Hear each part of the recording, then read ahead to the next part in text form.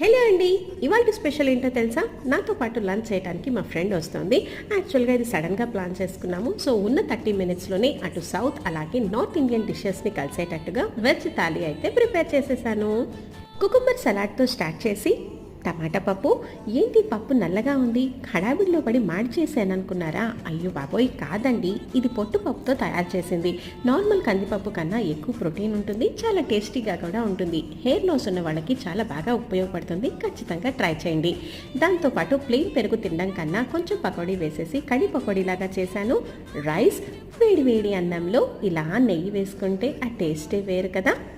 North Indians rice కన్నా రోటీ ఎక్కువే prefer చేస్తారు కాబట్టి కొంచెం రోటీ. ఇది ఒక్కటే ఖాళీ ఉండిపోయిందబ్బా, దీంట్లో ఏం పెడదాము? మనకి రొటీన్గా ఉంటానే ఉంటాయిగా ఏదో ఒక స్నాక్స్. దాంట్లో ఇలా కార్న్ఫ్లాక్స్ మిక్చర్ పెట్టాను. లాస్ట్లో ఇన్ని తిన్న తర్వాత డెజర్ట్ లేకుండా ఎలాగా, దానికోసమే ఈ సగ్గుబియ్యం కీర్.